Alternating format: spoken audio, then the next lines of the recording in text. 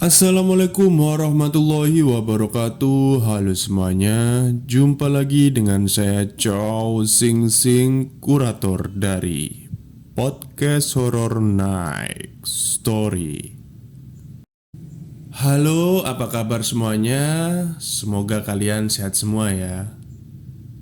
Dan sebelumnya saya mohon maaf karena malam ini saya tidak akan bercerita. Namun saya ingin meremake salah satu video saya yang sempat hilang waktu itu dan acak lah ya. Jadi mungkin kalian tahu video yang berjudul Bisikan Iblis itu kan part 2-nya hilang. Nah, itu ternyata banyak komentar di part 1-nya itu menanyakan part 2-nya mana gitu kan. Padahal kan sudah saya upload di episode yang hilang itu. Nah, ini niat saya ini mau saya jadikan satu gitu loh. Jadi part 1 sampai 4 itu saya jadikan satu supaya kalian gak usah bolak-balik gitu, langsung satu video gitu. Jadi mohon maaf kalau belum ada cerita baru. Sebenarnya sudah ada ya, naskah kiriman udah ngumpul di email. Halo semuanya, jumpa lagi dengan saya Chow Sing Sing, kurator dari podcast Horror Night Story. Seperti biasa, malam ini saya akan membawakan sebuah cerita, dan ini cerita dari Mas Simpleman.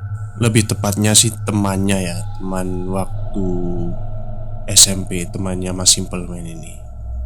Oke, langsung saja kita ke ceritanya. Malam ini aku mau cerita sebuah cerita nyata yang pernah diceritakan oleh salah satu temanku waktu SMP. Sebuah cerita yang membuat bulu kuduku selalu merinding tiap mendengarkannya. Dan sebuah peristiwa yang lebih dari sebuah teror. Sebuah cerita yang akan membuat aku berpikir ulang dari apa arti sebuah kematian yang sebenarnya. Sebuah cerita tentang sebuah keluarga yang terikat dengan sebuah takdir yang akan membawa mereka dalam satu bencana yang disebut Sirep Tunyoto atau hidup namun mati. Di sini aku akan menceritakan semuanya dari sudut pandang Andi, teman SMP aku yang pernah menjadi saksi peristiwa ini. Berlatarkan tahun awal 2000-an, cerita ini terjadi di sebuah kabupaten di Jawa Timur yang aku nggak bisa katakan di mana tempatnya. Dan disinilah semuanya akan aku mulai. Di, iki omahe sopo toh? Gede bener. Di, ini rumahnya siapa? Kok besar sekali? Tanya temanku Randu. Seperti biasa, setiap minggu pagi adalah waktu yang tepat bagiku untuk bersepeda keliling kampung. Dan pagi ini menjadi lebih spesial ketika teman baikku di SMP, Randu dan Riven, datang jauh dari kota untuk bisa berlibur dan menginap di kampungku. Sebenarnya alasan temanku menginap bukan untuk sekedar menginap dan mengenal rumah dan kampungku, namun untuk melihat saksi bisu dari peristiwa tempo hari yang aku ceritain ke mereka. Sebuah cerita yang akan berhubungan dengan rumah besar di depanku ini. Iki omahe sing tak critakno wingi. Ini rumah yang aku ceritakan kemarin, kataku, sembari menatap jauh jendela-jendela serta pintu yang sudah rusak. Peristiwa ini sendiri terjadi sudah sekitar 4 tahun yang lalu. Dan sampai saat ini rumah ini tak terurus, seolah menyimpan semua kengerian itu sendiri di atas tanah ini. Aku sendiri selalu merinding tiap melewati jalanan ini, terlebih bila melihat rumah besar ini dengan pagar berkaratnya. rumput liar di halamannya, dan terlebih setiap melihat ke jendela-jendela yang kacanya sudah pecah, aku merasa di dalamnya seperti ada yang sedang memperhatikan aku dari sana. Apapun itu, aku merinding. Oh, iki ta. Oleh mlebu ora iki? Oh, ini ta. Boleh masuk gak nih? Aku menatap Randu yang baru saja turun dari sepedanya. Sementara Riven masih menimbang apakah dia mau senekat itu apabila tahu sejarah rumah ini. Suara berderit dari pagar besi yang berkarat terbuka ketika Randu sudah masuk dan memasuki halaman rumah yang dipenuhi oleh rumput liar serta tumbuhan putri malu. Seolah aku tahu kelakuan temanku Randu yang memang sudah penasaran sejak awal. Riven pun tak mau kalah. Dia juga harus ikut. Setelah susah payah melewati semak belukar dan rerumputan yang tingginya hampir sedengkul, akhirnya kami tiba di teras rumahnya. Keramiknya masih tampak bagus, meski dipenuhi debu dan dedaunan yang entah tertiup angin dari pohon yang mana di sekitar sini. Iso dibuka kak iki? Bisa dibuka nggak nih? Kata Randu. Ojo, kataku khawatir. Aku sudah membuat perjanjian sebelumnya bahwa kami seharusnya hanya melihat dari pagar luar rumah.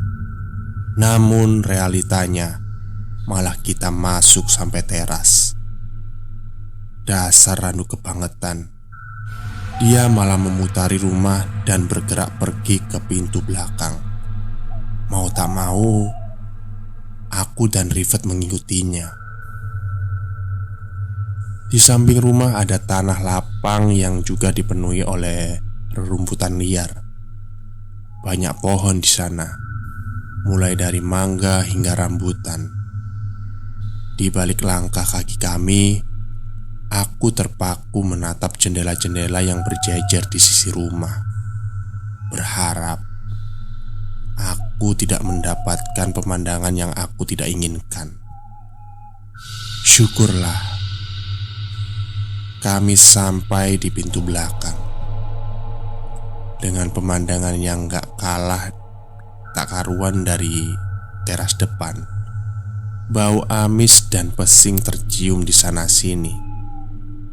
Beberapa kali aku menahan penciuman hidungku. Lain hal dengan Riven, yang hanya dia memandang ke sana kemari. Nyalinya menciut manakala dia melihat ke arah ayunan besi yang gak kalah berkarat dibandingkan pagar rumah depan.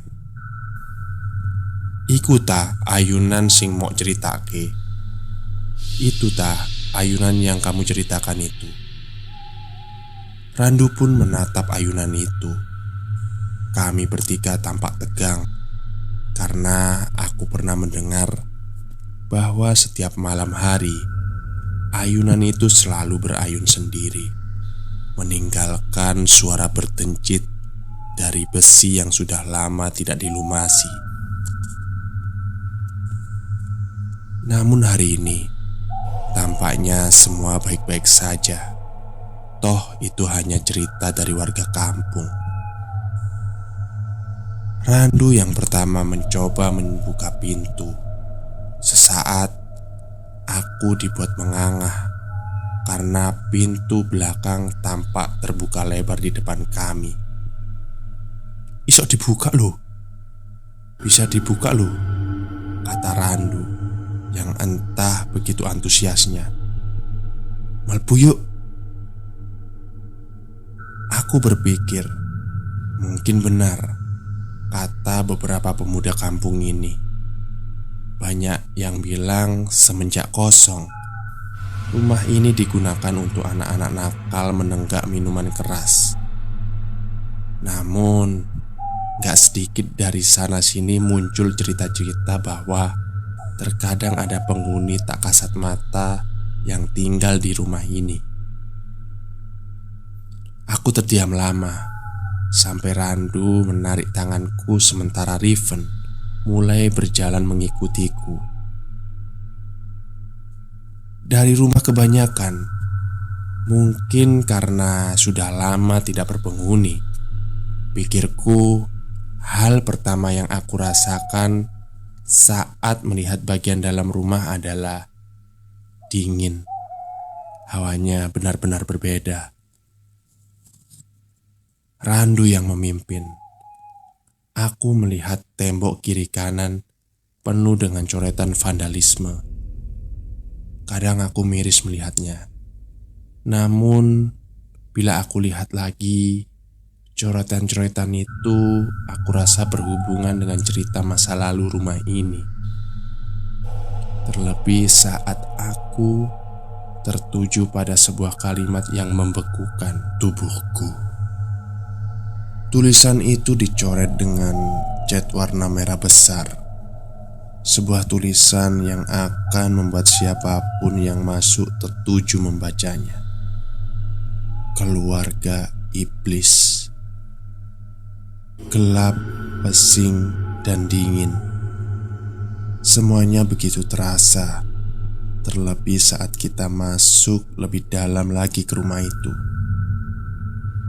"Ojo ado-ado rek, jangan jauh-jauh," kata Riven. Aku baru sadar kalau sedari tadi Riven tampak tertarik. Tapi itu bertentangan dengan nyalinya yang gak berseberapa. Randu masih menelusuri rumah itu, sangat-sangat antusias. Dia melihat ke sana kemari, dan itu menggangguku. Sangat mengganggu. Sepertinya aku tahu apa yang dia coba cari. Rupanya dia menemukannya. Sebuah tangga ke lantai 2 rumah ini. Ayo ngoleki kamar Sakdia. Ayo cari kamarnya Sakdia. Aku merinding tiba-tiba ketika Randu menyebutkan nama itu. Seolah ada angin dingin berhembus di belakangku. "Hus, ojo ngomong kaur kon. Hus, jangan ngomong sembarangan kamu," kataku menekan. Randu tampak paham ucapanku. Dia menyesal. Namun tak seberapa lama dia kembali menjadi Randu yang super penasaran. Akhirnya kami naik ke lantai 2. Di lantai 2 kondisinya tidak banyak berubah dari lantai 1. Perabotan rusak di sana sini, dan semakin banyak tulisan yang tidak mengenakan ketika dibaca. Randu masih menelusuri kamar per kamar, membuatku tahu dari mana saja pemandangan jendela ini tertuju ke arah luar. Ketika asyik melihat-lihat bagian kamar per kamar, aku berhenti di salah satu kamar, sebuah kamar yang gak asing di mataku. Aku mendekati jendela dan langsung bisa melihat pemandangan dari luar. Ada sepeda kami bertiga terparkir di depan gerbang besi itu. Sontak otakku memutar ulang semua pengalamanku selama ini. Ketika melewati rumah ini, kamar ini adalah kamar di mana aku pernah melihat sosok yang seperti berwujud, namun menatap sembunyi-sembunyi di balik jendela. Seketika itu juga leherku merasakan tidak enak. Suasananya lain dari kamar lain. Dan ketika aku berbalik mau meninggalkan kamar ini, aku terkejut dengan kehadiran Riven yang menatapku tampak tenang. "Iki kamar Sakdia. Ini Namanya Sa'dia. Aku menatap Riven menyipitkan mata, seolah mendengar ucapan menduga-duga, namun membuatku seolah tertuju dengan ucapannya. "Kroso gak? Berasa gak?" kata Riven. Tangannya menyentuh dinding kamar. "Kroso apa? Areke cik kok kene lho. Anaknya masih di sini loh." Di tengah perbincanganku sama Riven, aku merasa perasaanku semakin gak nyaman. Pembahasan ini membuatku semakin takut dan merinding. Yang membuat aku lebih takut adalah bagaimana orang yang bahkan gak tahu seluk-beluk tempat ini justru seakan-akan lebih tahu dari aku yang tinggal di lingkungan ini. Lamunanku buyar waktu aku mendengar suara langkah kaki berlari sangat keras dan diikuti suara randu berteriak.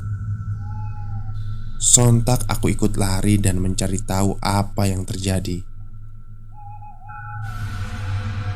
Bertemulah aku dengan Randu yang tengah menuruni anak tangga, berlari dengan wajah panik sekali. "Lapo ta? Kenapa? Wis, ayo metu sik. Gak aman tempat ini. Sudah, ayo keluar lagi. Tempat ini sudah gak aman." Kami berdua berlari keluar dari pintu belakang, menyusuri rumput liar di halaman rumah, dan akhirnya sampailah di depan pagar. Di sana aku terdiam saat melihat Riven sudah berdiri menunggu di atas sepedanya. "Asu, mosok aku ditinggal ijen nang kene. Anjing, masa aku ditinggal sendirian di sini?" Aku tertegun mendengar ucapan Riven untuk sementara, sebelum aku melihat rumah itu jauh dari pandanganku. "Lah pokon melayu koyo ngono. Kenapa kamu berlari kayak gitu?" kataku berusaha mengalihkan perhatian menatap Randu. "Duk kamar pojok, jancuk. Ono jelangkunge. Di kamar paling ujung ada yang bermain jalangkung." Pagi itu kami meninggalkan rumah itu dengan berbagai teka-teki. Dimulai dari sosok yang menyerupai Riven sampai jalangkung di kamar ujung. Apapun itu, sekarang aku tahu di mana kamar Sa'dia berada. Gadis yang mengakhiri hidupnya dengan gantung diri karena tidak sanggup lagi menanggung beban dari perjanjian keluarganya dengan iblis yang kabarnya masih ada di atas tanah ini. Mulai dari sini kita masuk ke peristiwa 4 tahun yang lalu, di mana semua ini bermula. Dia Muninggar.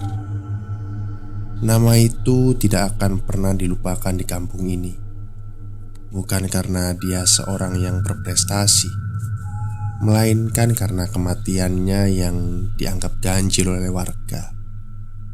Bahkan kematiannya sendiri masih dianggap menyisakan misteri hingga kini. Lahir di keluarga yang sederhana membuat dia dikenal sebagai gadis ayu kembang desa yang selalu mendapatkan pujian di sana-sini. Namun, malam itu, ketika bulan tak menampakkan diri, ketika suara serangga malam tak berbunyi, terlihat dari jauh siluet seseorang dari bawah rumah gedong yang disebut warga sebagai rumah terbesar di kampung ini. Ya, kita lupakan sejenak keluarga ini. Di depan rumah, Pak Mitulah yang pertama melihat siluet bayangan di kamar atas. Tampak sedang melayang, berayun pelan namun tetap terlihat jelas. Sontak Pak Mitu membangunkan seisi rumah, dan dilihatlah siluet itu dari dalam kamar malam itu. Malam itu adalah malam di mana tubuh dia atau gadis yang kerap dipanggil dengan nama Sa'dia tergantung dengan kepala dijerat tali tambang. Sontak semuanya kaget, tak terkecuali Pak Wanto. Pak Wanto adalah ayah sekaligus orang yang kini menarik perhatian warga kampung. Apa yang sebenarnya disembunyikan oleh Pak Wanto? Namun malam itu cukup membuat semua yang menyaksikan bertanya-tanya, kenapa postur Sa'dia yang tergantung menunjukkan ekspresi yang tak biasa. Ekspresi seseorang yang tengah tersenyum bahagia. Satu hal yang diingat oleh semua orang yang menyaksikan peristiwa itu, kematian Sa'dia adalah kematian yang berhubungan dengan keluarga ini. Sesuatu yang dipercaya berhubungan dengan bisikan iblis. Kita akan kembali ke waktu yang jauh ke belakang, manakala cerita ini semua bermula. Bukan 4 tahun, melainkan lebih jauh lagi. Saat Sa'dia hanyalah gadis polos yang tidak tahu apapun tentang apa yang akan menimpa keluarganya. Pak Wanto adalah seorang buruh tani yang menggarap sawah milik seseorang bersama Bu Robiah, istrinya. Meski umur mereka tidak lagi muda, namun mereka hidup berkecukupan. Dikaruniai 4 orang anak yang semuanya adalah seorang perempuan. Dia, Yuni, Rina, dan Uswatun adalah anak-anak dari Pak Wanto. Layaknya anak-anak lain di usia mereka yang saat ini masih tergolong masih sangat muda, mereka bermain dan bersekolah sewajarnya. Hanya saja, terkadang mereka membantu Pak Wanto dan Bu Robiah di sawah. Si sulunglah yang paling dikenal warga, karena kebiasaannya pula memanggil Pak Wanto dan Bu Robiah Bapak Emak. Hal itu membuat warga pun ikut-ikutan memanggil Bapak Emak. Hidup keluarga Pak Wanto baik-baik saja, layaknya kehidupan tentram pada umumnya di desa. Namun, semuanya berubah ketika Bu Robiah yang kerap disapa Emak mengatakan bahwa beliau hamil tua. Yang konon menurut orang Jawa zaman dulu, hamil tua adalah pertanda yang kurang baik. Meski begitu, Pak Wanto dan sekeluarga tidak percaya dengan mitos, dan mereka menyambut hangat calon anaknya. Sampai di kehamilannya yang 5 bulan, Pak Wanto bermimpi didatangi seekor kambing betina hitam, yang konon kambing ini dapat berbicara dan menyapa Pak Wanto. Hal itu terjadi selama 7 hari berturut-turut. Tidak yakin dengan mimpinya, Pak Wanto tidak bercerita hal ini kepada siapapun. Meski ia masih kerap terbayang sosok yang ia temui dalam mimpi, entah itu kambing atau binatang lain. Yang Pak Wanto ingat, suaranya tidak seperti manusia manusia normal lainnya, sangat halus dan memikat.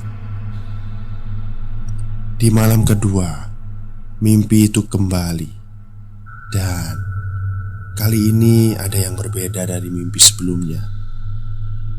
Badan si kambing tampak membesar, seolah-olah dia sedang mengandung. Namun malam itu ia hanya mendengar satu kalimat, Jati Apit. Tidak ada yang tahu apa itu Jati Apit, termasuk Pak Wanto yang sebegitu penasarannya sampai menuliskannya dalam selembar kertas. Setelah menjalani hari-harinya seperti biasa, ketika pulang Pak Wanto tertuju pada lahan samping sawah. Di sana berjejer pohon jati.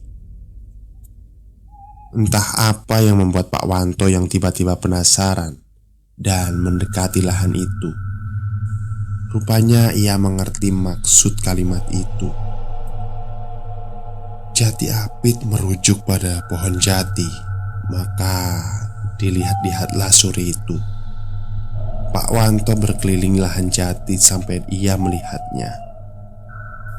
Pak Wanto melihat sebuah pohon tidak terlalu tinggi, mungkin sedadanya, dan pohon itu tumbuh di antara dua pohon jati yang tumbuh meliuk. Sangat aneh, pikir Pak Wanto. Pohon jati tumbuh tidak meliuk seperti itu. Pohon jati harusnya tumbuh lurus ke atas. Bergegaslah Pak Wanto. Manakala ia mendekati pohon itu, tercium aroma bau kambing yang sengat. Maka Pak Wanto mengelilingi pohon kecil itu, dan di dalamnya Pak Wanto menemukan sesuatu kecil, berlendir dan menggeliat. Rupanya ada seekor anak kambing di dalam rimbunan pohon itu. Petang itu, Pak Wanto kembali pulang dengan menggendong anak kambing misterius itu. Pak Wanto tidak tahu apa yang sedang dia lakukan. Sesampainya di rumah, Bu Robi Allah yang pertama kali curiga melihat Pak Wanto menggendong sesuatu membuat beliau penasaran. Rupanya benar, Pak Wanto membawa sesuatu yang ganjil. Apa itu, Pak? Tanya Bu Robiah. Anak kambing, Bu, ucap Pak Wanto. Anak kambingnya siapa toh, Pak? Tidak tahu. Aku menemukannya di pohon jati tadi. Loh, kok dibawa pulang? Kalau yang punya nyari gimana? Biarin, kalau ada yang nyari nanti tak kasihkan. Kasihan soalnya masih anakan. Oh gitu ta. Ya sudah, terserah Bapak. Hari itu juga Pak Wanto membuatkan kandang kecil. Malam itu kabarnya ada sesuatu yang terjadi. Bu Robi Allah yang pertama tahu. Ketika Pak Wanto tengah tidur, Bu Robiah mendengar suara seseorang tengah tertawa. Suaranya menyerupai anaknya yang paling bungsu, Uswatun. Tun, awakmu taiku. Meski hamil tua, Bu Robiah masih kuat untuk bangun dari ranjangnya. Ia berjalan menuju ruang tamu, namun ia tak melihat siapapun di sana. Ketika Bu Robiah akan kembali ke kamar, suara itu terdengar kembali. Namun, suaranya terdengar dari luar rumah. Tanpa curiga, Bu Robiah membuka pintu, mencari di mana sumber suara yang menyerupai suara anak bungsunya itu. Suaranya berhenti di kandang belakang rumah. Bu Robiah segera mendekatinya, namun bukan uswatun yang ia lihat, melainkan siluet hitam bayangan seseorang anak kecil tengah meringkuk di pojokan kandang. Kaget bercampur takut, Bu Robiah bertanya, siapa gerangan yang ada di sana? Namun, sosok itu hanya diam di pojokan. Tiba-tiba sosok itu mulai bergerak, menggeliat layaknya binatang yang tengah terbangun dari tidurnya. Ia melihat Bu Robiah dengan mata merah menyala, lalu merangkak cepat sekali menuju Bu Robiah yang syok dan siap berteriak. Keesokan paginya, Bu Robiah terbangun dengan wajah yang pucat. Entah mimpi atau bukan, Bu Robiah menceritakan hal ini kepada Mbok Sartem, tetangga sekaligus wanita tua yang senantiasa dimintai tolong bila ada yang aneh. Dengan wajah tegang, Mbok Sartem bertanya, "Cempe? Kawan aku, kok ndi cempe niku?" Bu Robiah pun mengajak Mbok Sartem ke kandang belakang rumah. Anehnya, tidak ada apapun di sana. Cempe yang kemarin lenyap begitu saja. Meteng tuwo terus cempe. Firasatku elek, kata Mbok Sartem. Beliau menunggu Pak Wanto dari sawah. Tepat ketika Pak Wanto sudah tiba, Mbok Sartem langsung bertanya, "Critakno ya opo kok iso awakmu nemu cempe?" Pak Wanto tidak paham apa yang terjadi. Namun ia tahu Mbok Sartem mungkin diberitahu oleh Bu Robiah. Maka Pak Wanto pun bercerita. Namun ia tidak menceritakan mimpinya. Ia hanya bercerita bahwa ia menemukan cempe saja. Diberitahulah bahwa cempe itu hilang, dan itu membuat Pak Wanto kebingungan. Maka jam berganti menjadi hari, hari berganti menjadi bulan, dan Pak Wanto masih tidak tahu apa yang tengah mengintai keluarganya.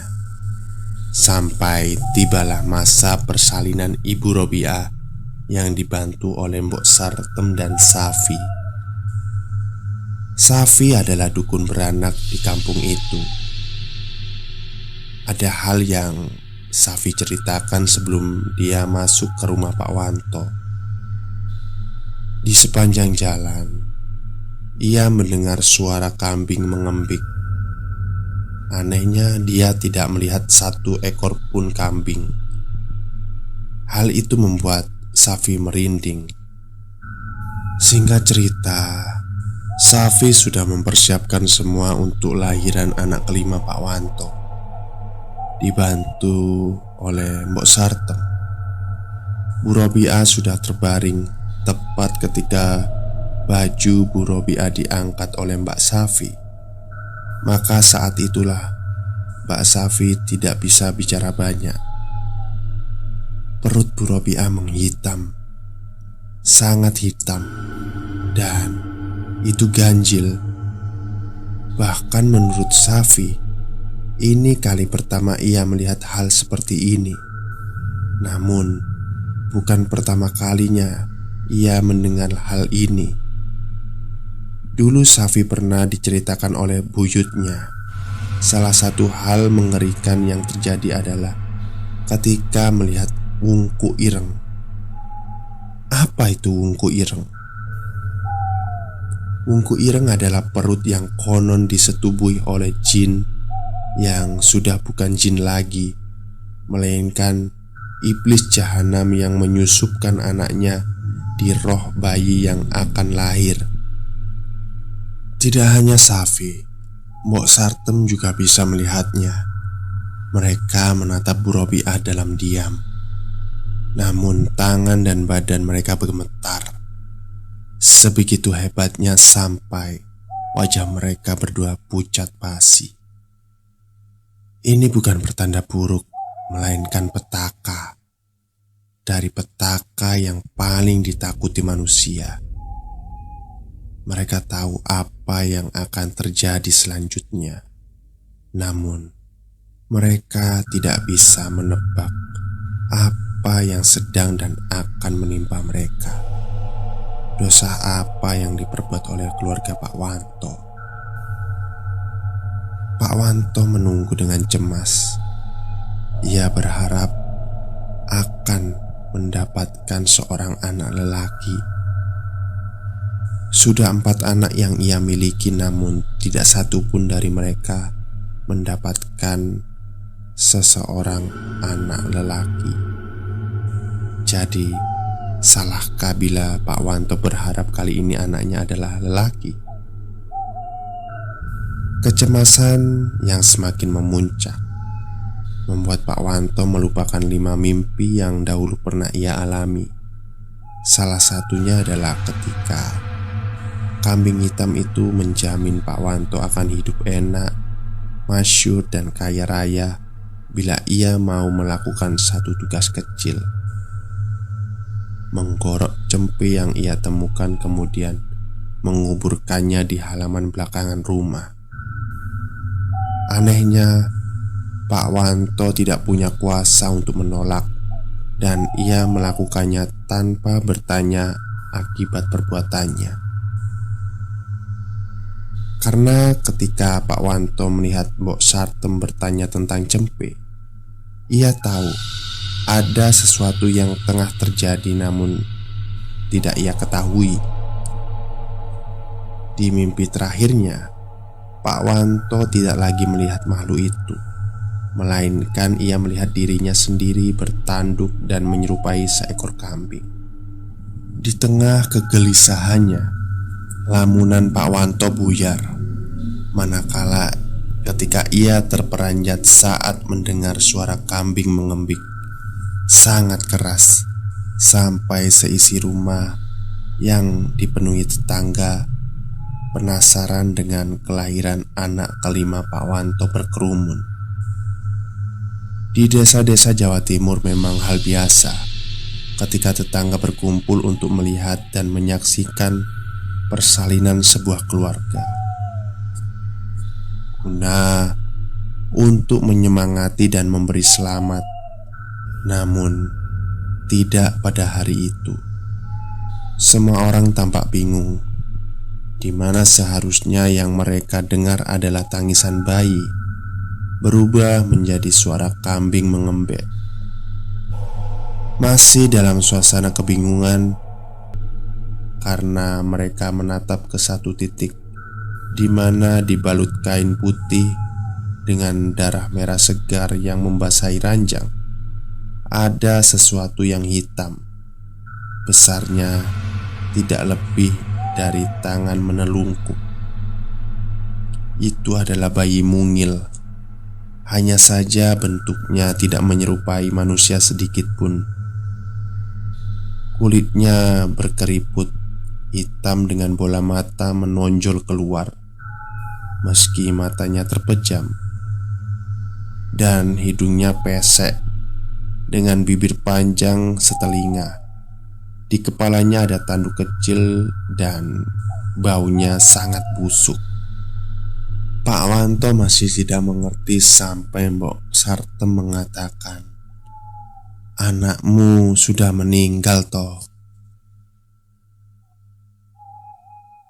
Saat dia memilih mengaji manakala 3 adiknya sedang bermain cublak-cublak sueng, yang memang permainan kesukaan adik-adiknya, ia bisa mendengar suara riang dan tawa mereka dari teras rumah ketika memainkan itu. Di tengah ia membaca rentetan huruf Arab di depannya, tiba-tiba perasaan saat dia mendadak menjadi tidak enak. Dan saat itu juga ia tidak lagi mendengar suara adik-adiknya. Karena penasaran, akhirnya dia mengintip. Kamar Sadia berada tepat di samping teras, sehingga ia hanya perlu berjinjit untuk bisa melihat apa yang menyebabkan adik-adiknya berhenti bermain. Rupanya, ketiga adiknya masih di sana, berdiri memutar, namun anehnya mereka hanya diam, seolah-olah bagai patung tak bergerak. Bingung, akhirnya Sa'dia keluar untuk melihat apa yang sebenarnya terjadi. "Dek, lapo kok meneng-menengan? Dik, kalian ngapain kok diam-diaman?" Bukan jawaban yang ia dapat, melainkan kesunyian yang menghantam Sa'dia, di mana hari itu mulai petang. Sa'dia hanya ingat saat itu tidak ada siapapun yang bisa ia rasakan. Semuanya seolah-olah sepakat untuk diam. Bahkan angin pun tidak berhembus. Mendekatlah Sa'dia ke arah adik-adiknya. Namun belum beberapa meter, Sa'dia dibuat diam, tercengang, manakala ia melihat sosok jauh, siluet hitam yang rupanya sedari tadi memperhatikan Sa'dia. Hanya mengandalkan cahaya rembulan, Sa'dia melihat siluet hitam itu tidak lebih tinggi dari Sa'dia. Dengan cemas dan takut, Sa'dia memaksakan kakinya untuk mendekati adik-adiknya, sembari tetap memperhatikan sosok siluet hitam yang hanya memperhatikan Sa'dia. Sa'dia mulai mengetahui apa itu. Rupanya siluet hitam yang sedari tadi memperhatikannya adalah seekor kambing hitam. Namun entahlah kambing siapa yang belum dikandangkan ketika petang sudah datang. Sa'dia menarik adik-adiknya dan mengatakan mereka harus masuk karena hari sudah mulai petang. Ketika adiknya menurut dan mengikuti langkah Sa'dia, tepat ketika mereka sudah masuk ke dalam rumah, Sa'dia berniat menutup pintu dan memperhatikan kembali di mana kambing itu berdiri. Akan tetapi, tidak ada apapun di sana. Hanya tanah lapang kosong tanpa kehadiran kambing hitam yang ia lihat tadi. Mendadak, ia memiliki perasaan buruk dan seolah-olah memberitahu malapetaka sedang menyambangi keluarganya. Bila ada yang berbeda dari hari ini, maka Pak Wanto adalah salah satunya. Semenjak kematian jabang bayi yang sudah ia damba-dambakan, yang kabarnya berkelamin laki-laki itu meninggal, Pak Wanto kini menjadi pribadi yang tertutup. Bahkan ia sudah lupa cara menyapa tetangganya. Mbok Sartem dan Mbah Safi sepakat apa yang ia lihat hari ini tidak akan pernah ia ceritakan kepada siapapun, bahkan kepada Ibu Robiah, istri Pak Wanto sekalipun. Saat itu juga Pak Wanto hanya bisa murung, sementara Mbok Sartem dan Mbak Safi mempersiapkan perkuburan itu. Disinilah letak keanehan yang kini menjadi buah bibir pembicaraan tetangga.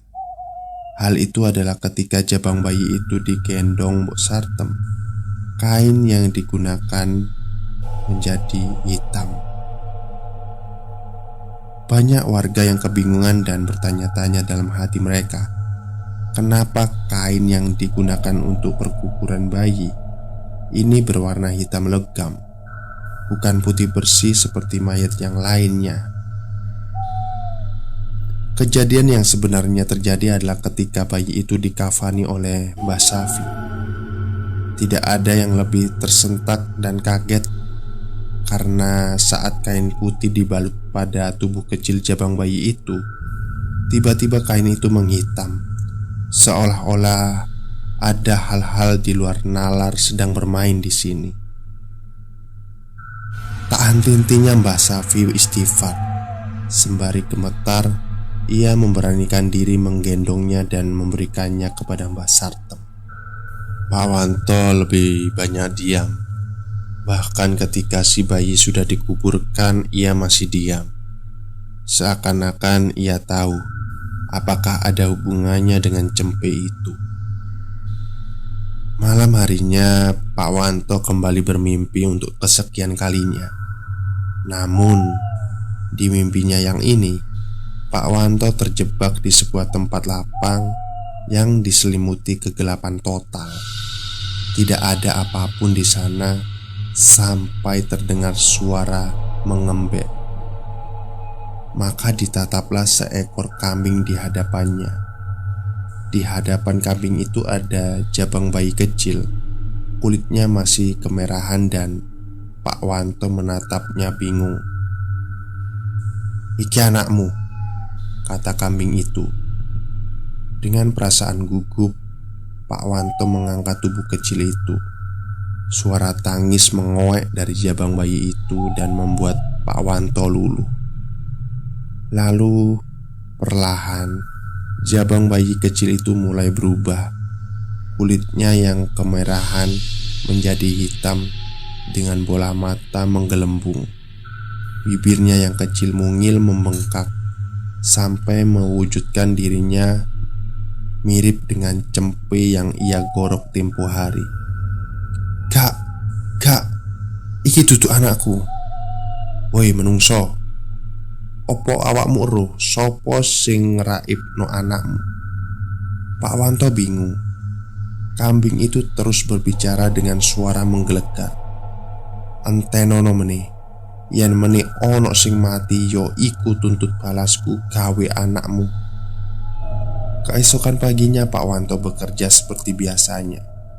Meski hari-harinya jauh lebih kelabu dibandingkan hari kemarin, ketika Pak Wanto sedang membabat rumput di lahan yang ia garap, terdengar seseorang mendekatinya sembari berujar dengan nada tergopoh-gopoh. Pak Wanto, nuwun sewu, sudah dengar?" "Dengar apa?" "Mbok Sartem tetangga sampean baru saja meninggal." Kaget, Pak Wanto teringat dengan kambing di dalam mimpinya. Hingga Pak Wanto berujar, "Karma." Desas-desus tersebar. Kabarnya meninggalnya Mbok Sartem ini ganjil. Selain itu, mayatnya juga tidak kalah membuat orang geleng-geleng kepala. Salah satunya, Mbok Sartem meninggal dengan bau seperti kambing lebus. Tidak hanya itu, sebelum meninggal, Mbok Sartem kabarnya berteriak-teriak, memaki dan mengutuk, seolah-olah dia sedang berbicara dengan sesuatu. Di akhir kalimatnya ada satu kalimat yang diucapkan secara terus-menerus, yaitu "Iblis". Namun yang paling mengerikan, Mbok Sartem meninggal dengan cara memuntahkan darah dan warnanya hitam kemerahan menyerupai janin. Banyak orang yang mulai menyebarkan rumor, mulai dari santet hingga sangkut paut dari perbuatan demit atau setan. Namun Mbah Syafi lah yang tahu apa yang terjadi. Hari itu juga di pemakaman Mbok Sartem, Mbah Syafi tampak sedang mencari seseorang. Namun ia tak kunjung ditemukan di sana. Sampai di sudut matanya, akhirnya ia melihatnya.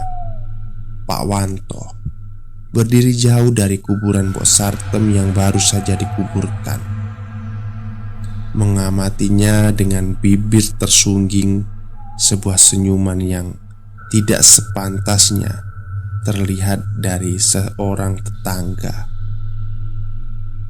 Sudah lebih dari 5 hari Pak Wanto tidak pulang. Kalaupun pulang, hanya untuk mengganti baju kemudian keluar lagi.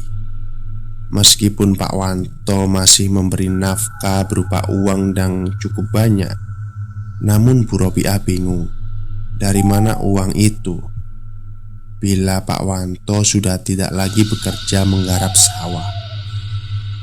Tidak hanya Bu Robiah, namun tetangga di kanan kiri juga bingung. Pernah mereka tanpa sengaja melihat Pak Wanto berjalan.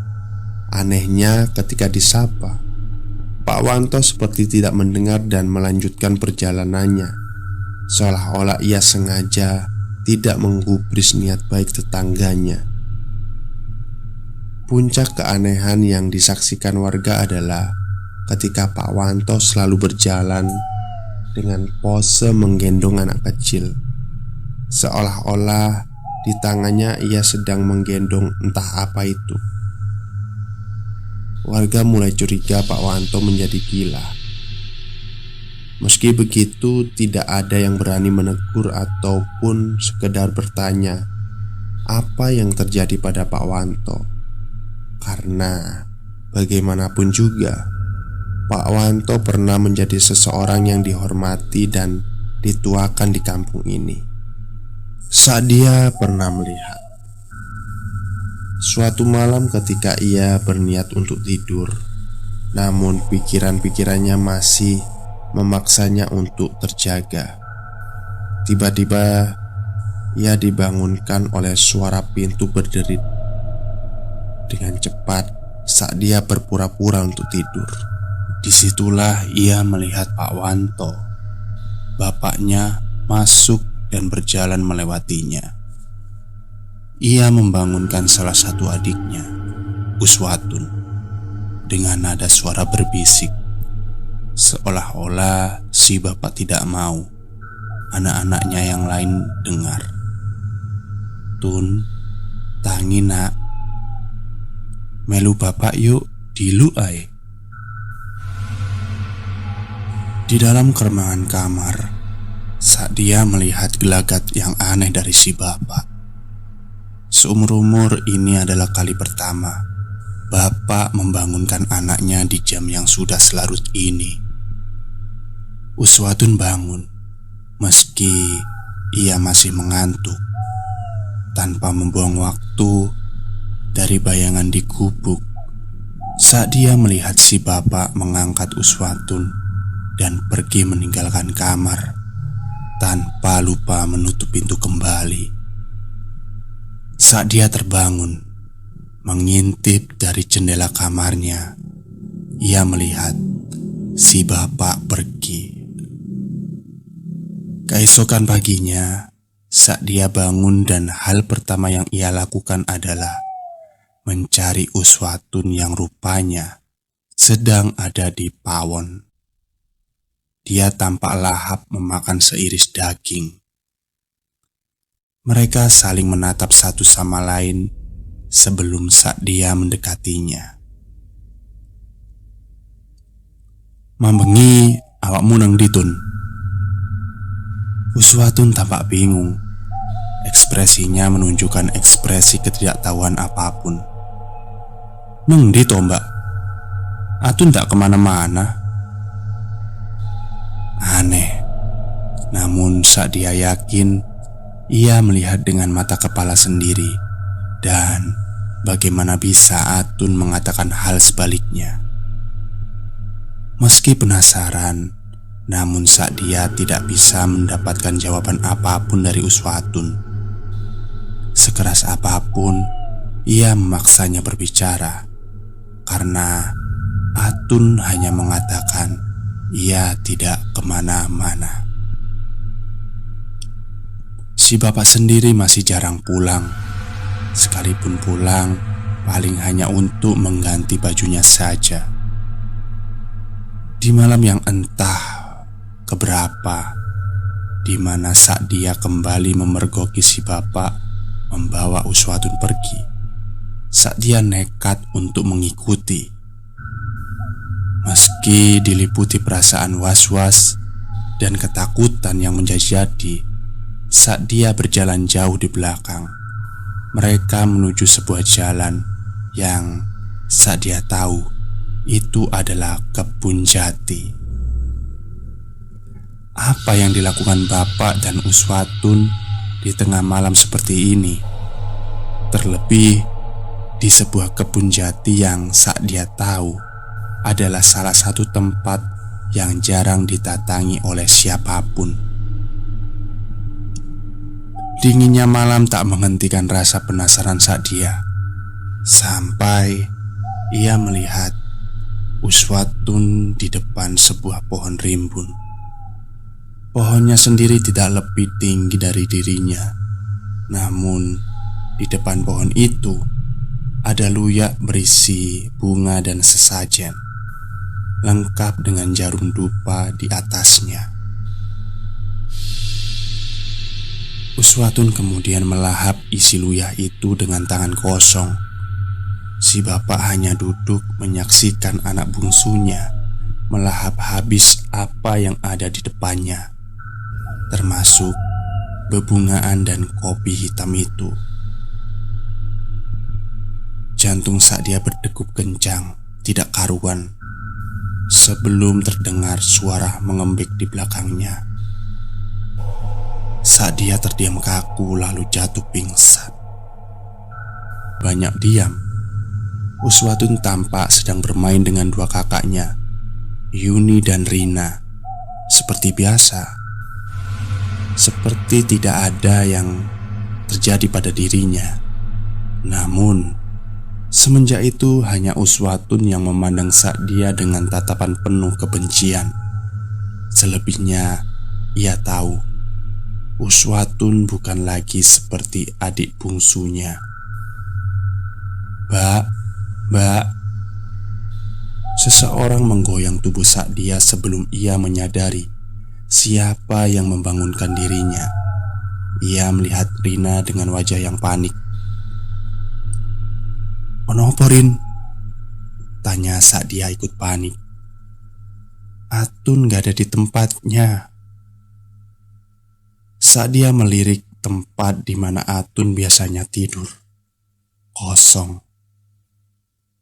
Sa'dia sempat terdiam beberapa saat karena entah bagaimana menjelaskan kepada Rina. Dia tahu di mana Atun berada. Masalahnya, sejak kejadian itu, dia tahu dirinya seperti selalu diawasi, entah oleh siapa. Namun, perasaan itu membuatnya terus khawatir. Dengan berusaha tetap tenang meski ketakutan meliputi perasaan Sa'dia, ia beranjak dari tempat tidurnya melangkah keluar kamar. Ia hanya mengatakan mungkin Atun ada di kamar orang tuanya, karena ini bukan kali pertama si bungsu pergi dan berpindah kamar ke kamar orang tuanya. Sa'dia menutup pintu kamarnya yang terbuat dari triplek tipis, karena memang keluarganya bukanlah keluarga yang bergelimang harta. Sempat ragu, namun Sa'dia membulatkan tekad sebelum ia mendengar suara Atun. Ia sedang mendendangkan sebuah nada permainan kesukaannya, jublek-jublek suweng. Suaranya terdengar dari halaman belakang rumah. Sa'dia berjalan mendekatinya. Ia yakin itu adalah suara Atun. Tetapi Atun tidak sendirian. Ia mendengar ada 2 atau 3 suara lain sedang menyanyikan lagu yang sama. Yang jadi pertanyaan adalah, untuk apa Atun bermain jublek-jublek suweng di tengah malam seperti ini? Sa'dia berusaha mengintip, dan Sa'dia mendekati gubuk rumahnya yang terbuat dari bambu.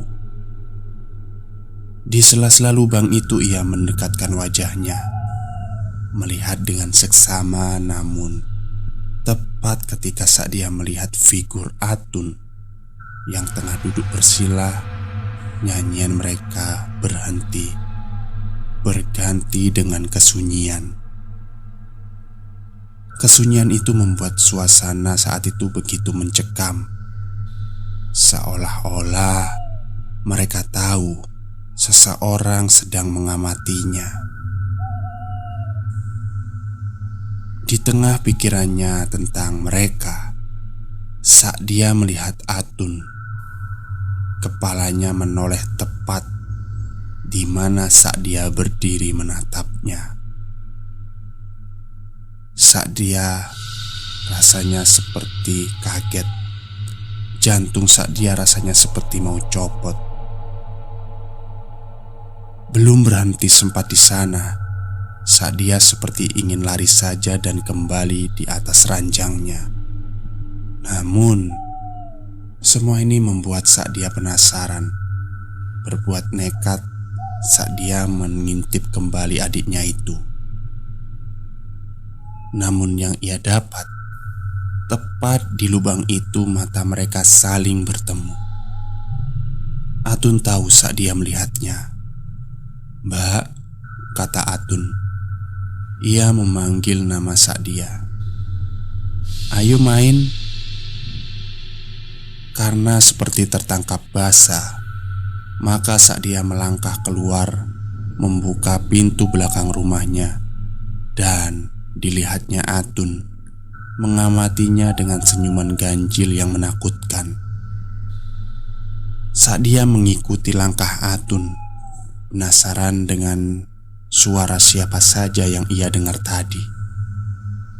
Sa'dia dibuat dia mematung, manakala ia melihat di hadapannya ada Rina dan Yuni duduk bersila seolah menunggu dia. Bila Rina dan Yuni ada di sini bersama Atun, lalu siapa yang ada di kamar?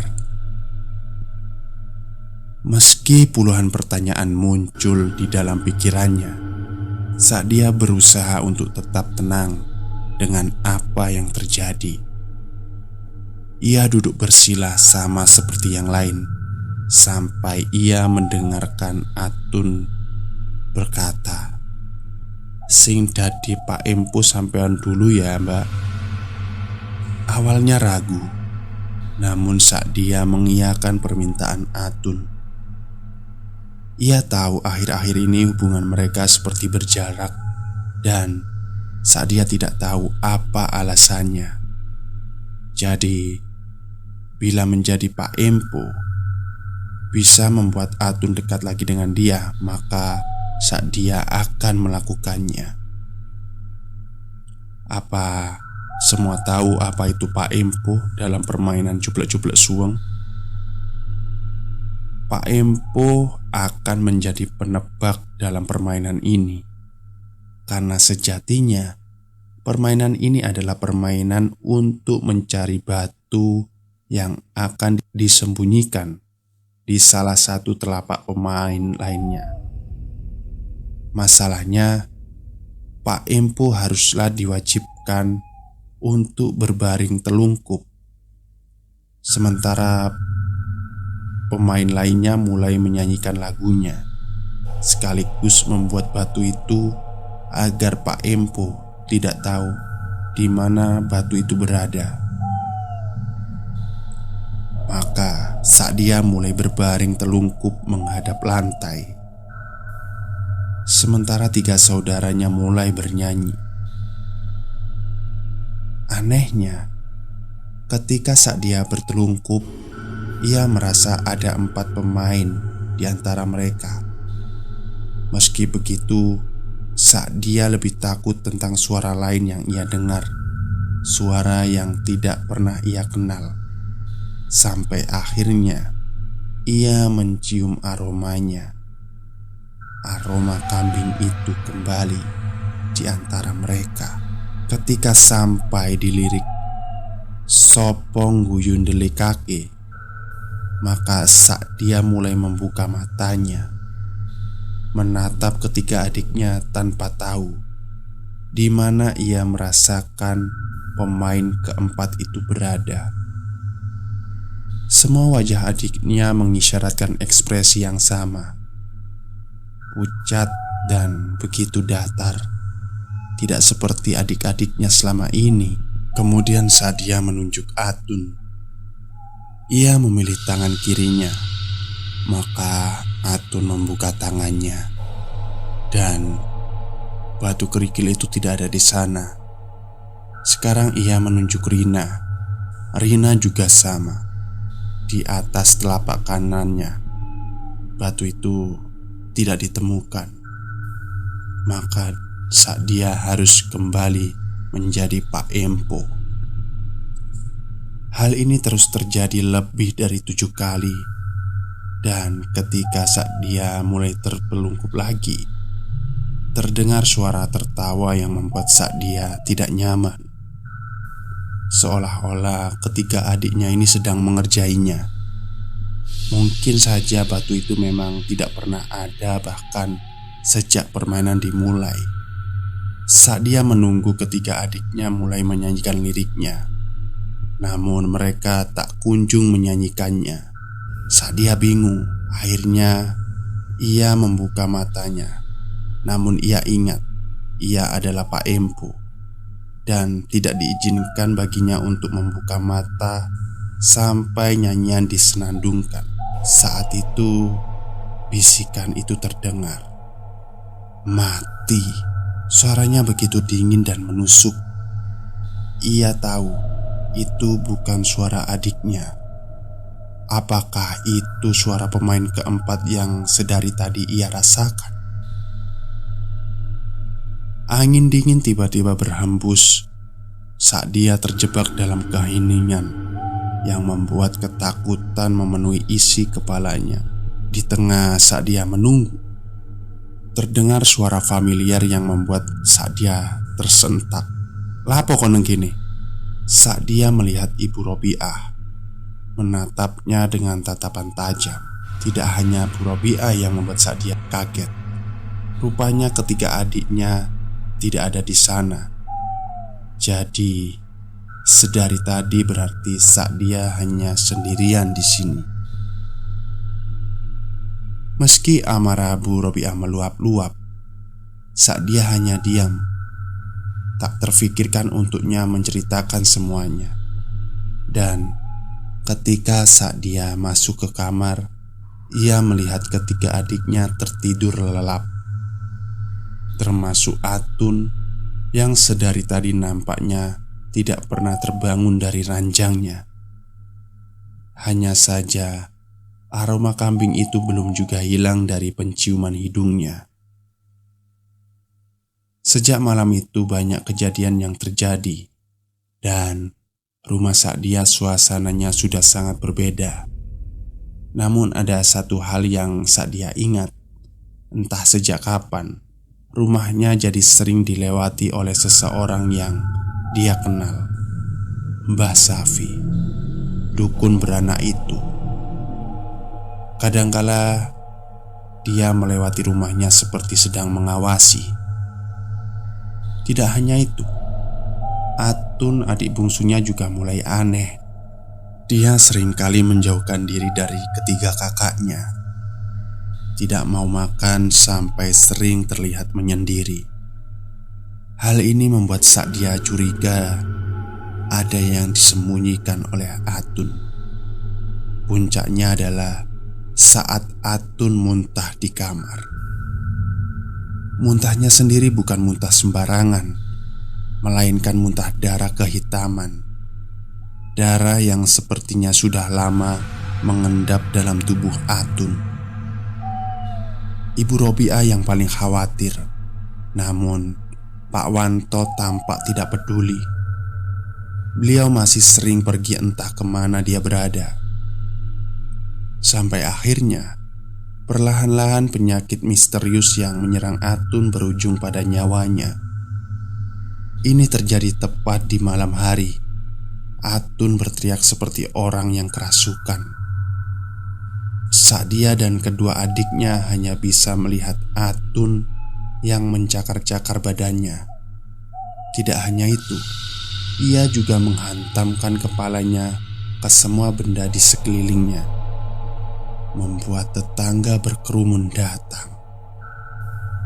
Mobil carry tua milik Pak Lurah sampai terparkir di depan rumah Ibu Robiah, berniat membawa Atun ke rumah sakit terdekat. Sedangkan orang-orang mencari tahu di mana keberadaan Pak Wanto. Hingga tepat subuh di rumah sakit, Atun meninggal dunia. Suasana rumah Bu Robiah ramai orang, dan seseorang yang paling dicari itu muncul. Pak Wanto pulang dengan mata merah mengawasi. Semua warga tampak geram dengan apa yang Pak Wanto lakukan. Entah apa itu, saat dia hanya menatap nanar wajah Atun terakhir kalinya sebelum ia masuk ke liang lahat. Yang ia tahu, Atun meninggal dengan cara yang tidak wajar. Hanya saat dia yang tahu bahwa sebelum Atun meninggal, ia menyerupai wujud seekor kambing. Di tengah duka itu, saat dia mencuri dengar Pak Wanto dengan seseorang, dan ia kenal siapa orang itu. Mbah Safi tampak bersih tegang dengan bapaknya. Entah apa yang ia bicarakan, Mbah Safi hanya mengatakan, "Wis tala, marenono, timbang kabeh anakmu dijupuk nang ngarep raimu." Dengan wajah tak berdosa, Pak Wanto hanya menjawab pelan, "Duduk urusanmu, wedhus gibas. Itu kan jenis perewangan sing nuntun awakmu. Mbok sartem gak salah. Pancen pantes anak iblismu mati." Mbah Safi pergi, meninggalkan Pak Wanto sendirian.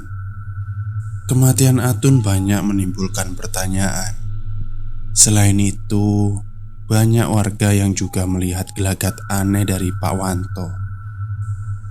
Namun tidak ada yang berani menegur, apalagi bertanya apa yang sedang Pak Wanto lakukan. Lambat laun pasti rumor keluarga Pak Wanto menyebar bagai penyakit.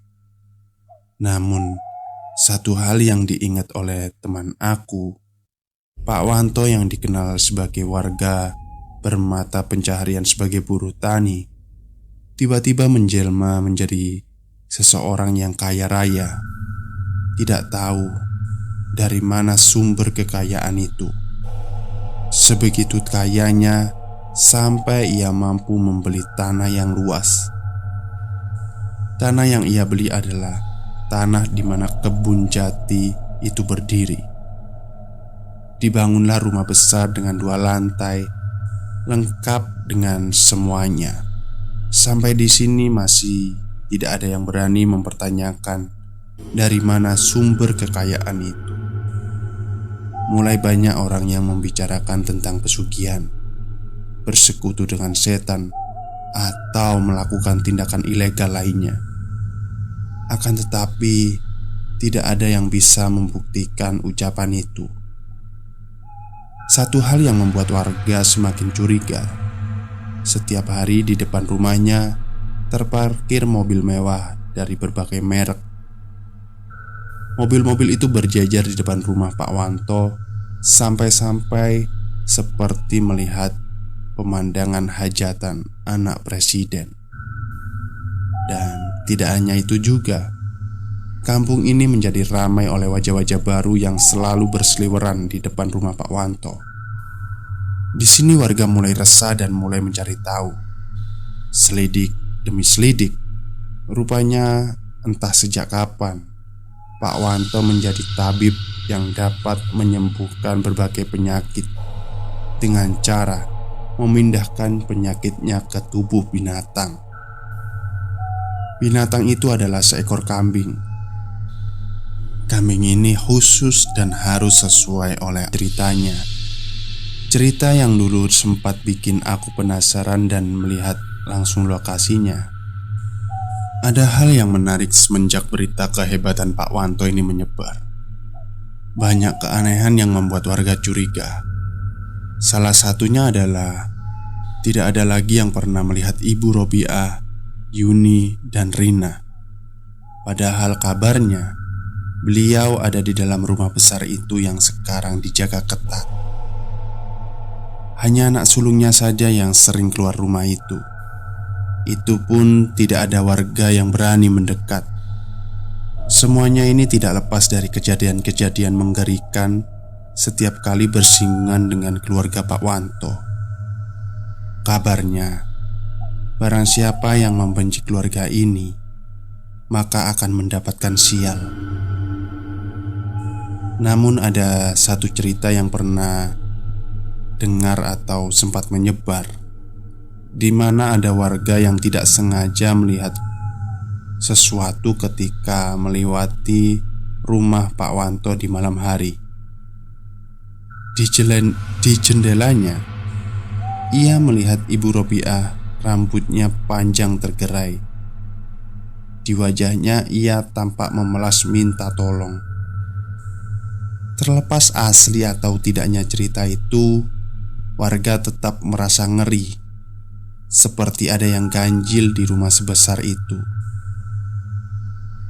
Disinilah baru terbuka satu rahasia kecil. Konon ada satu kamar yang tidak boleh dimasuki sembarangan orang. Bahkan pasien-pasien Pak Wanto dilarang masuk ke sana. Mas Safi di usia uzurnya tidak pernah ia berpikir menyaksikan fenomena wungku ireng.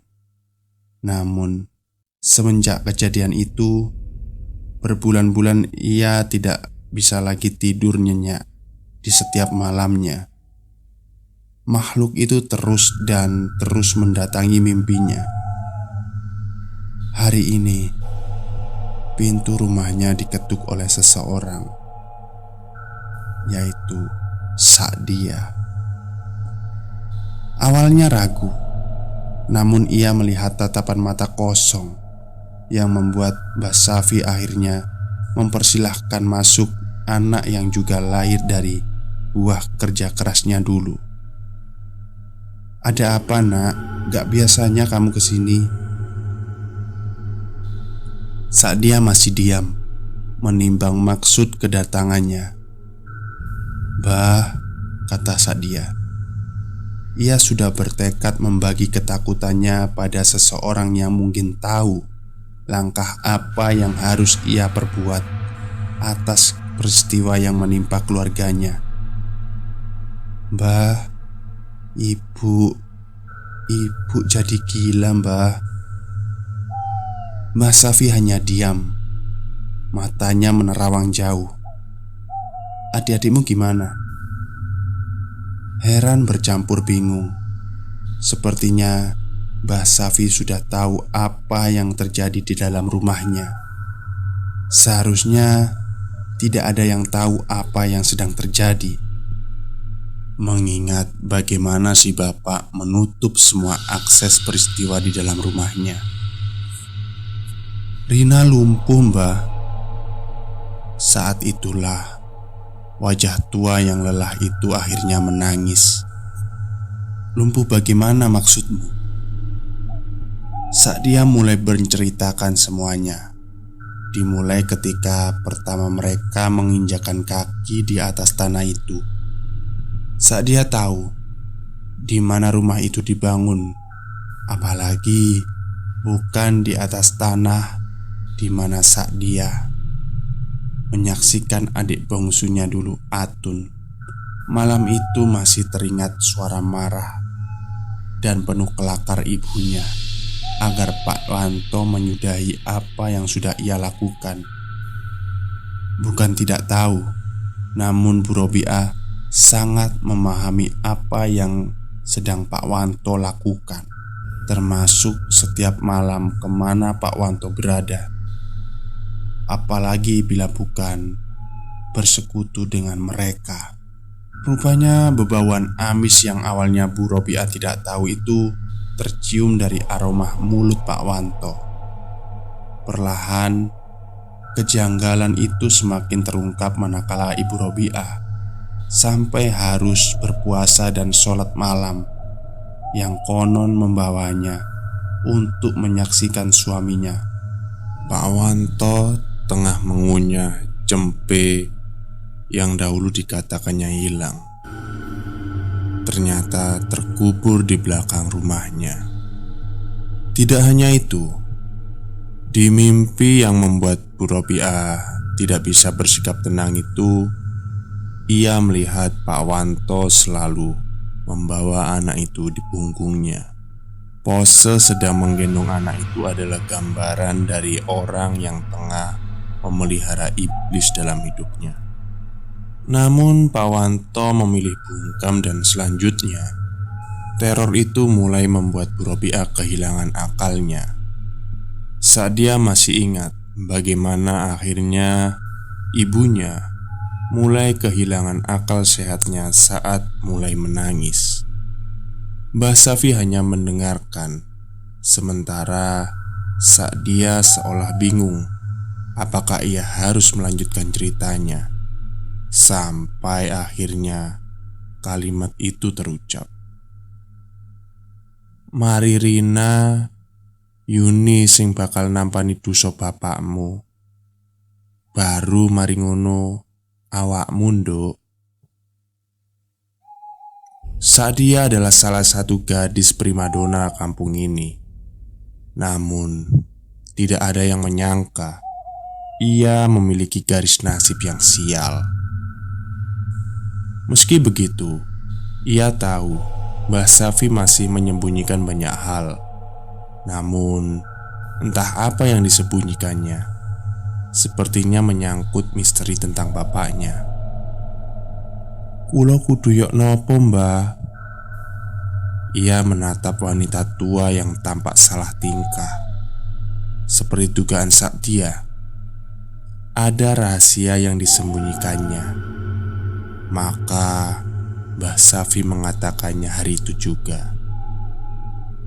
Petang belas dino tekan saiki, bali orene, aku ono sing arep tak kekno. Saat dia bersiap pamit, namun Mbah Safi memanggilnya lagi. Sik nduk.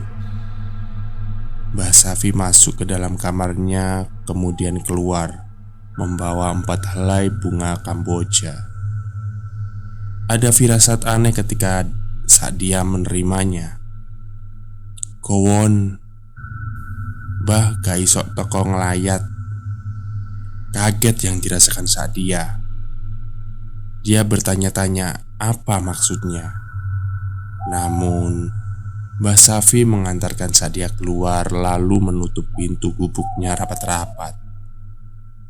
Tersimpan tanda tanya besar dalam benak Sadia ketika ia pulang.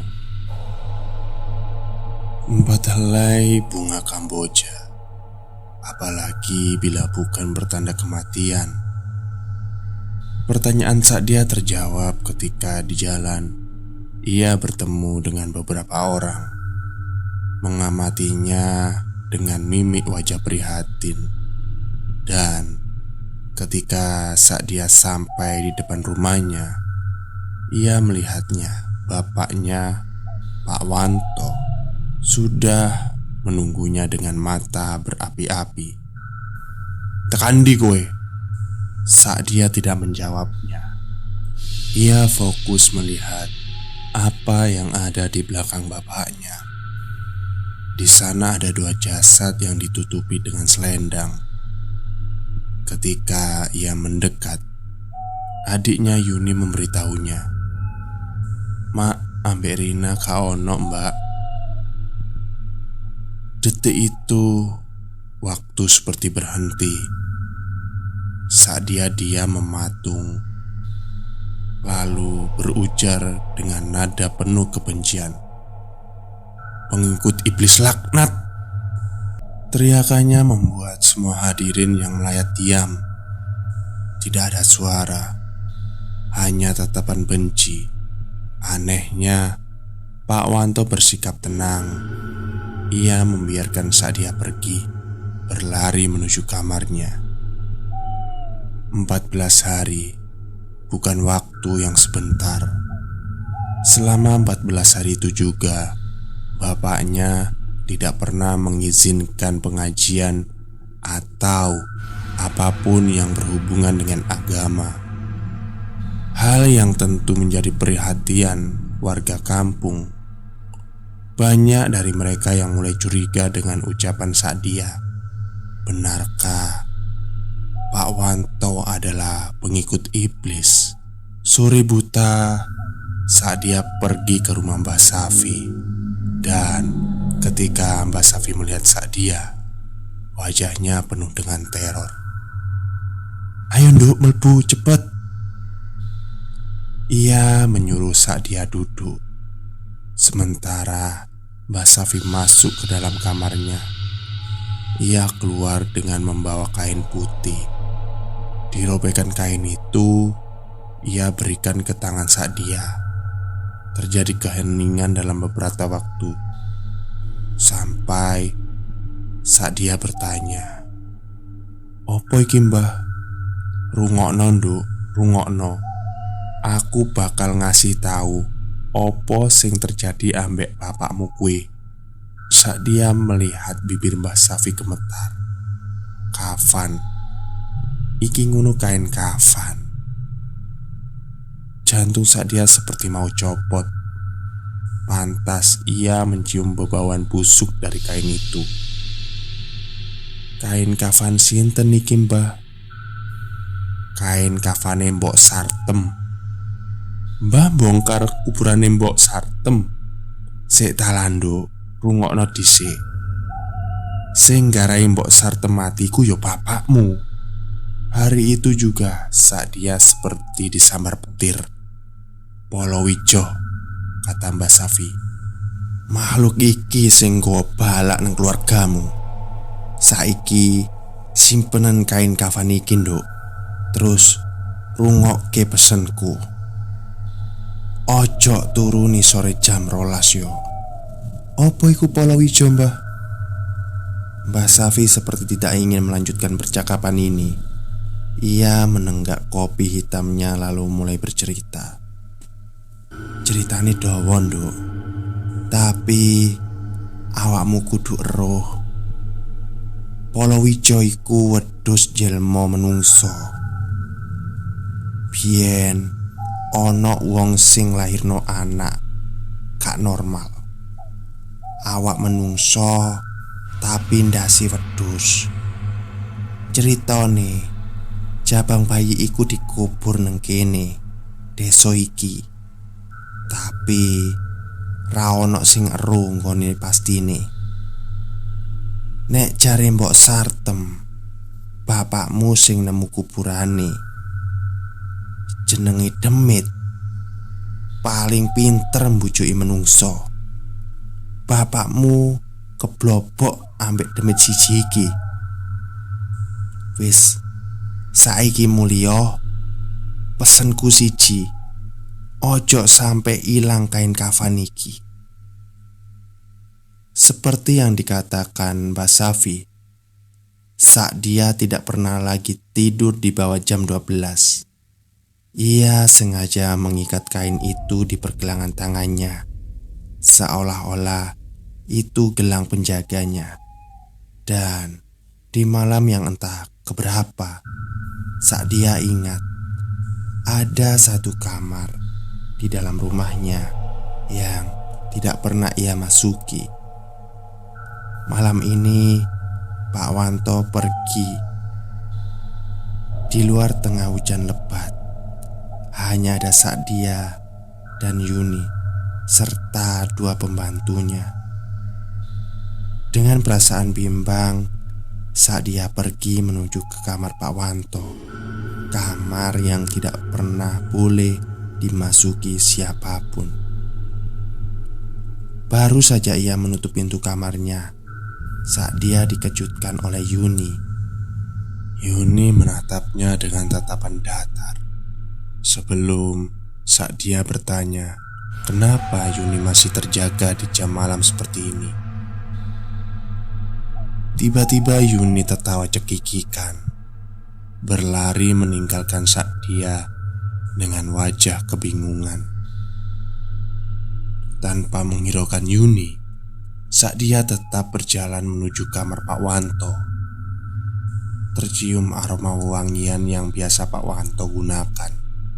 Sangat familiar, namun memuakkan bagi Sa'dia yang sudah lupa bahwa ia punya figur seorang bapak. Ketika Sa'dia tepat di depan pintu itu, ia tahu ia tidak sendirian. Pintu yang biasa terkunci rapat malam ini, anehnya, bisa dibuka dengan sangat mudah.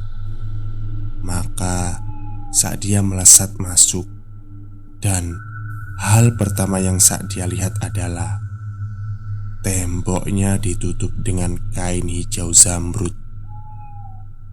Suasana di kamarnya membuat Sa'dia merinding.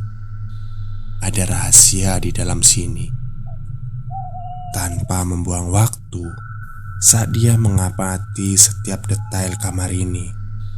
Banyak topeng anggon dari barong sampai wuruan. Ya, semacam topeng mitos Jawa.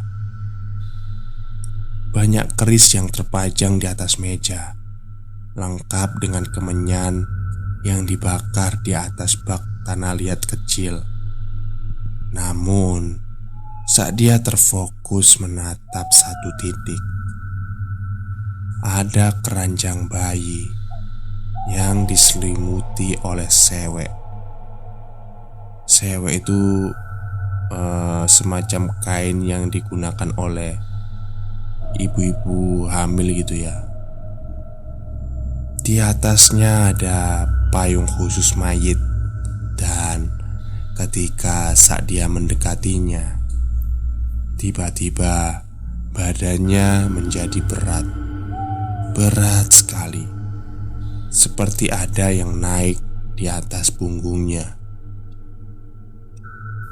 Saat itulah saat dia sudah tidak sanggup lagi untuk mengangkat beban tubuhnya. Tiba-tiba tercium aroma yang sudah lama saat dia lupakan. Bau dari seekor kambing. Saat dia berbalik mengamati sesuatu yang sedari tadi mengikutinya,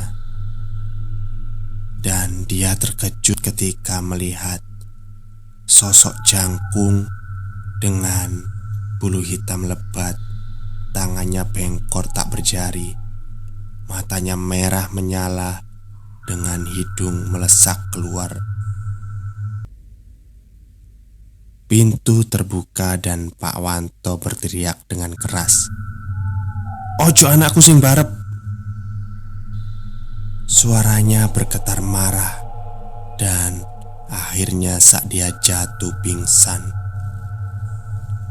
Saat dia terbangun di dalam kamarnya, masih setengah sadar, ia mendengar suara yang entah dari mana datangnya, lirih dan seperti putus asa.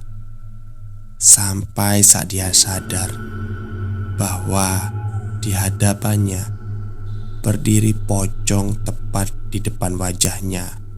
Pocong itu adalah Mbok Sartem. Mbok Sartem lah yang sedari tadi berteriak minta tolong. Namun saat dia ketakutan setengah mati, melihat langsung dua makhluk yang wujudnya tidak pernah saat dia bayangkan, membuat saat dia sampai berpikir lebih baik ia pingsan lagi. Dan harapannya terwujud, karena sekarang yang ada di hadapannya adalah bapaknya, Pak Wanto, yang tengah menatap saat dia dengan wajah penuh amarah, sembari mengangkat sesuatu yang saat dia kenal. "Sopo sing ngekei barang iki nggo awakmu?" Saat dia menatap takut bapaknya, ini pertama kalinya ia melihat bapaknya semarah itu. Di depan saat dia, bapaknya kemudian membakar gelang yang terbuat dari kain kafan Mbok Sartem. Namun, semenjak hari itu, Setiap malam saat dia selalu merasa diawasi, makhluk yang ia lihat di kamar Pak Wanto, apakah itu yang dimaksud oleh Mbak Safi? Ia berkeinginan untuk menemui Mbak Safi kembali, sampai saat dia baru sadar di depan pintu kamarnya Yuni melihatnya. Yuni mendekati saat dia yang berbaring di atas ranjangnya, lalu kemudian mengatakan, "Mbak, ayo main jublek-jublek suweng." Saat dia hanya diam, ia tidak tahu harus menjawab apa. Permainan ini mana bisa dimainkan hanya oleh 2 orang. Ora iso to Yun, ya apa carane? Lapo gak iso? Sopo maneh sing main? Nek wong loro ya ora iso. Iku, Yuni menunjuk sak dia. Ono Atun karo Rina kok pinggir sampean. Maka malam itu ia menemani Yuni, berpura-pura ikut bermain, yang entah bagaimana caranya ia merasa Yuni seperti benar-benar merasakan ada Atun dan Rina, 2 adiknya yang sudah meninggal terlebih dahulu. Semenjak saat itu, saat dia merasa semakin aneh. Jam 1 dini hari, meski kain kafan yang diberi oleh Mbah Safi sudah dibakar oleh Pak Wanto, namun saat dia masih merasa bahwa sesuatu tetap mengawasinya. Di suatu malam tanpa sengaja, saat dia melihat ke halaman belakang rumahnya, tepat di mana sore tadi Pak Wanto mendirikan sebuah ayunan tua, ia melihat bapaknya Pak Wanto tampak berdiri sendirian, menyendiri, menatap ayunan di depannya yang tengah bergerak-gerak tanpa ada yang mendorongnya.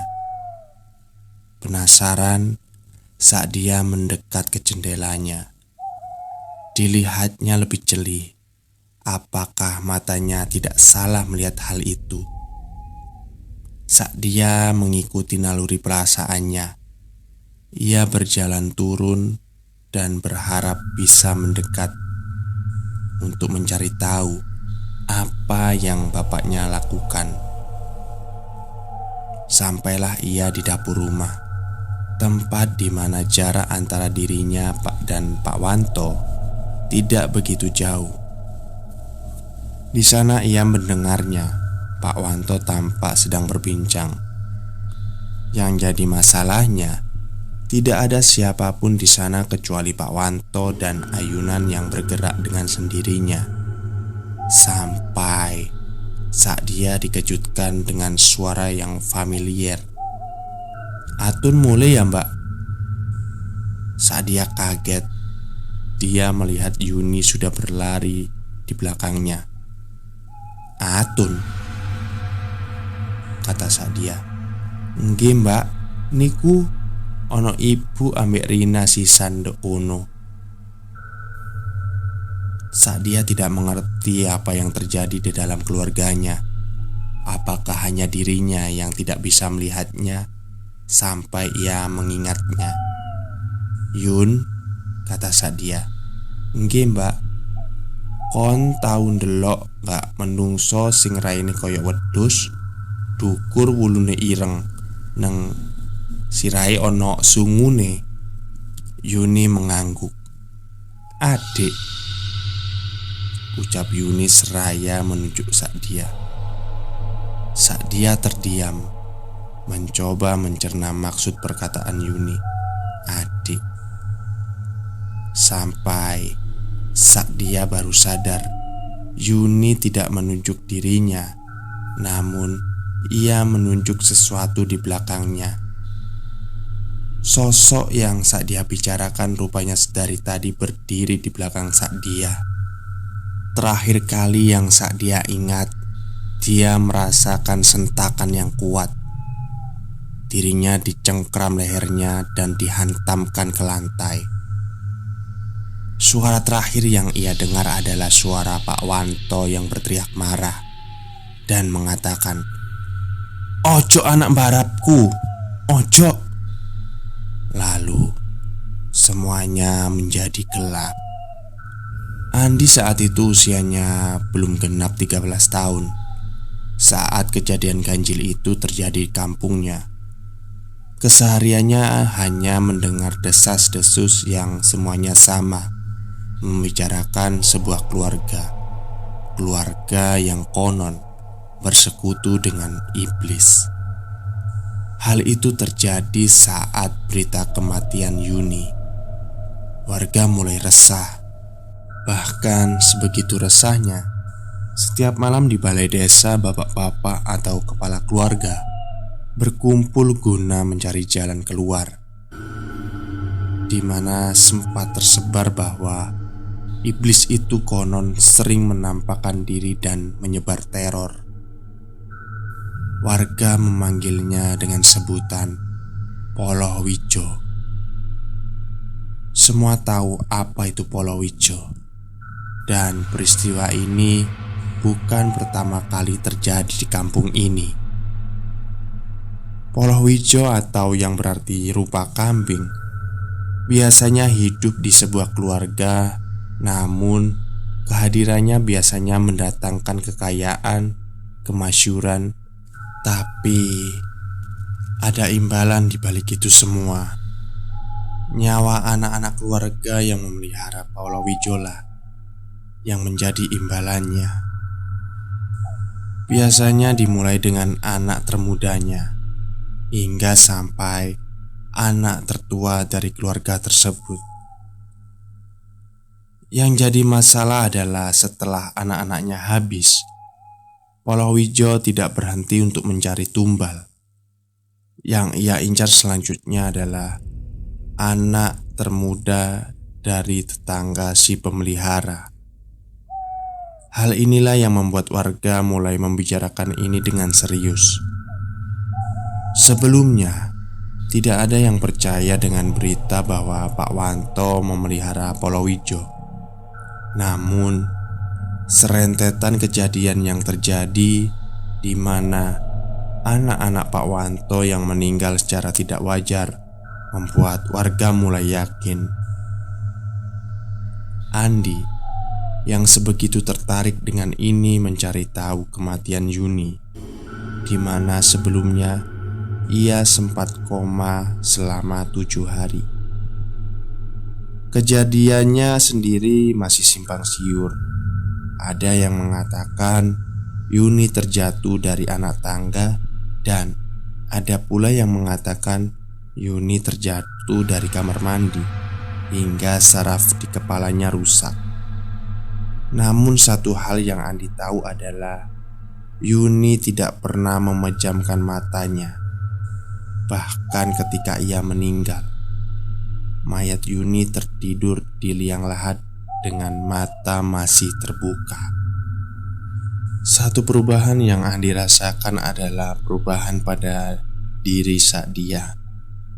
Sa'dia yang terkenal ramah dan supel kepada tetangganya lebih banyak murung, dan bahkan batang hidungnya tidak lagi terlihat berjalan ke kampung-kampung. Kabar terakhir mengatakan Sa'dia tahu sesuatu. Depresi adalah gambaran yang tepat untuk menjelaskan kondisi Sa'dia.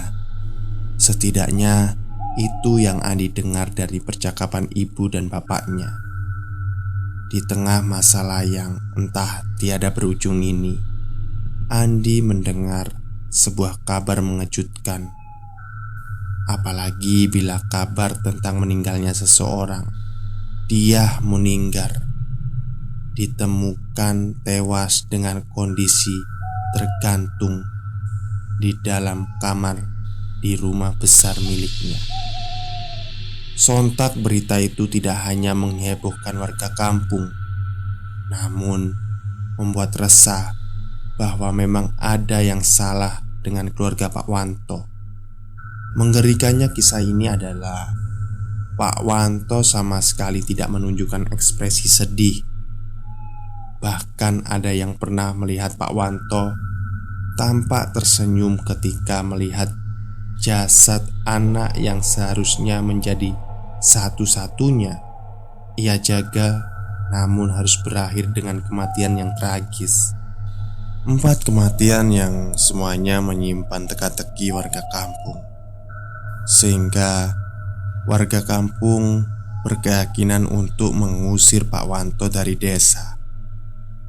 Hanya saja warga masih diselimuti rasa takut karena kabarnya Pak Wanto menunjukkan gelagat tidak takut dengan sikap warga.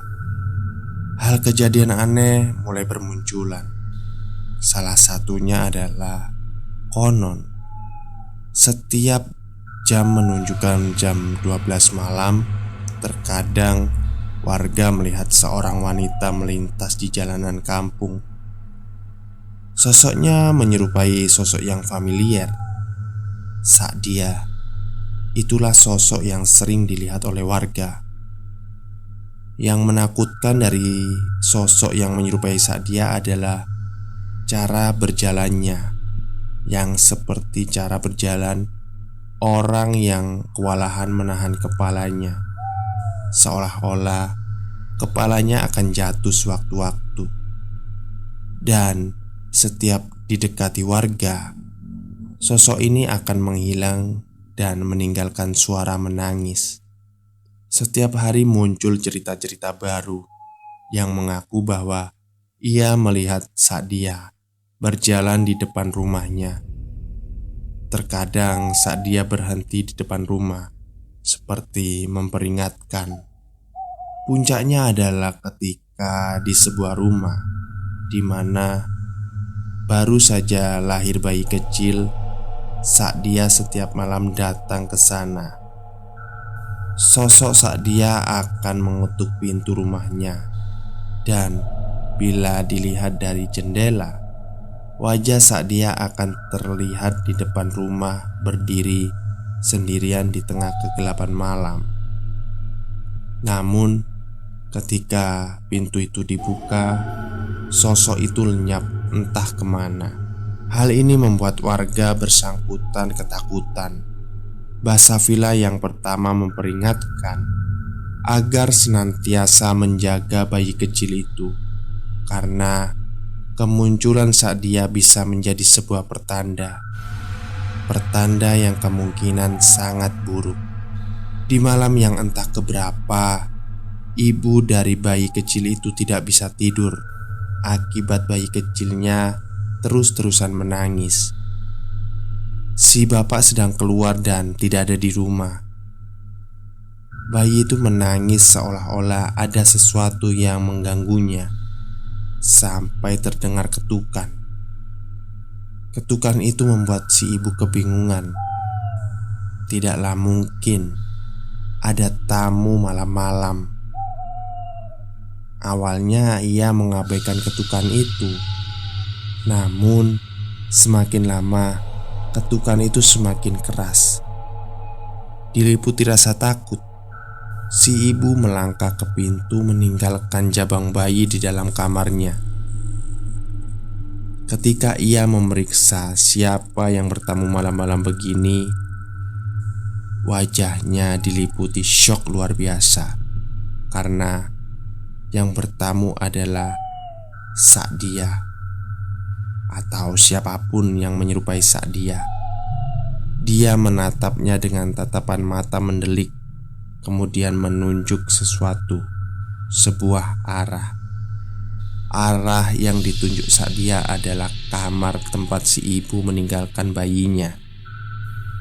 Dengan wajah khawatir dan tergopoh-gopoh, si ibu kembali ke kamar.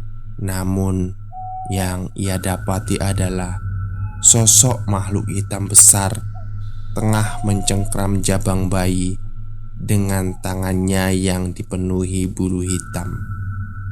Si ibu berteriak keras, membuat makhluk hitam itu lenyap. Warga pun berkumpul.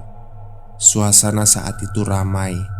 Warga berbondong-bondong mencari tahu apa yang terjadi.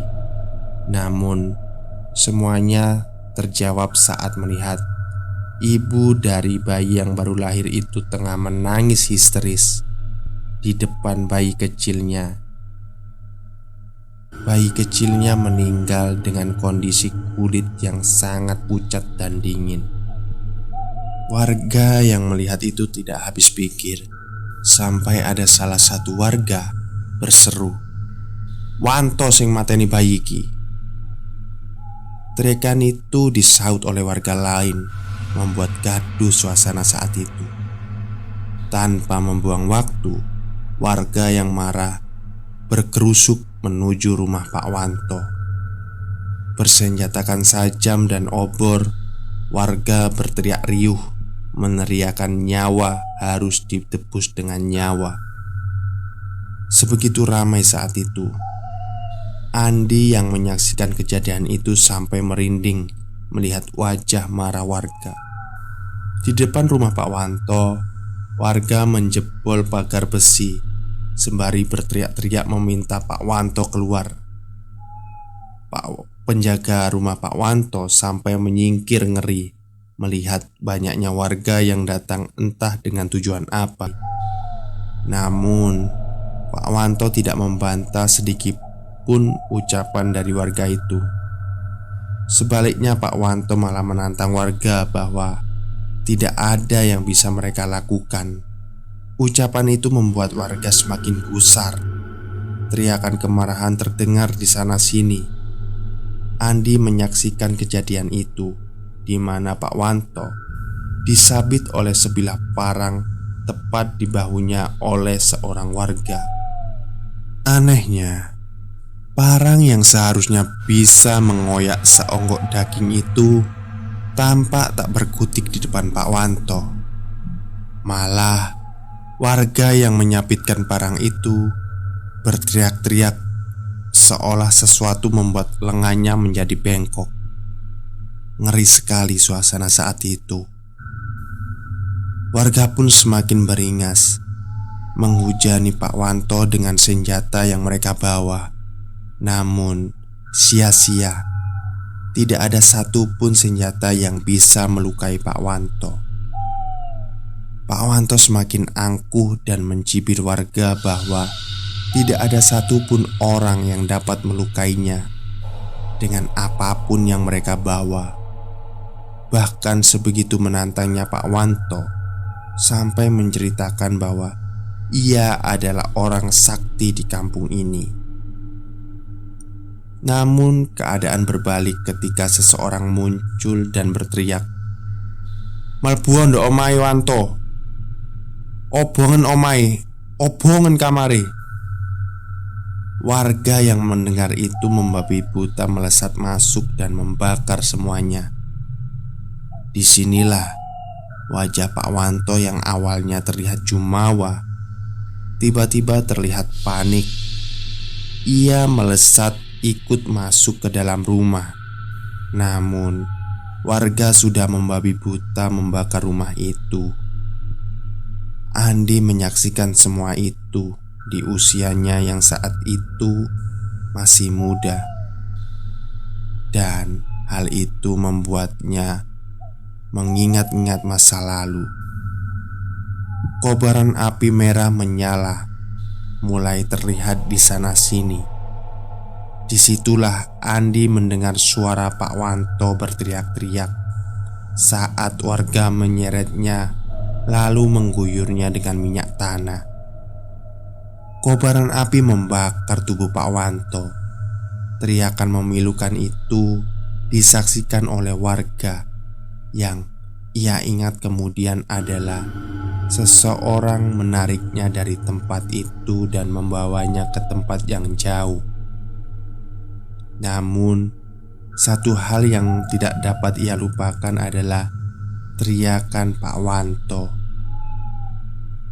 Kejadian ini benar-benar menghebohkan.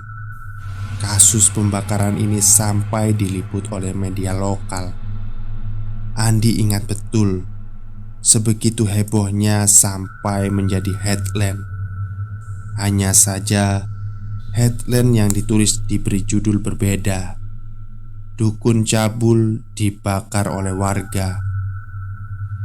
Terlepas dari itu, kejadian ini menjadi salah satu kejadian yang paling mengerikan di desa itu. Aku nggak bisa berkomentar banyak setiap kali melihat rumah itu. Namun, satu hal yang aku nggak lupain adalah di atas rumah itu, warga bercerita kadang ia masih melihat sosok wanita yang tengah mengintip di kamar lantai 2, yang diyakini warga adalah sosok Sadia. Namun yang masih Andi ceritakan dari peninggalan rumah ini adalah Polowijo, yang dulu kabarnya masih ada di atas tanah ini. Tanah yang tidak akan ada satupun orang waras untuk berani tinggal di dalamnya.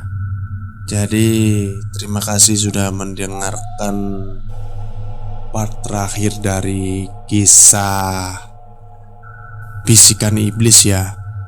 Ini memang diambil dari kisah nyata dari temannya Mas Simpleman memang. Dan rumahnya pun masih ada menurut cerita ini ya. Jadi nasihat saya ya, jangan menyekutukan Tuhan lah. Karena sesungguhnya bujuk rayu setan atau iblis itu memang nyata adanya. Sampai-sampai Pak Wanto yang awalnya orang yang sederhana dan gak neko-neko, itu kena bujuk rayu si iblis ini. Sampai dia mengorbankan istri, terus 4 orang anaknya. Ya, sangat disayangkan lah ya. Oke, itu saja yang bisa saya ceritakan malam ini. Terima kasih sudah mengikuti cerita ini sampai part terakhir. Dan ini memang cerita yang sangat menguras tenaga ya. Oke, itu saja yang bisa saya sampaikan. Terima kasih sebelumnya. Selamat malam dan selamat beristirahat.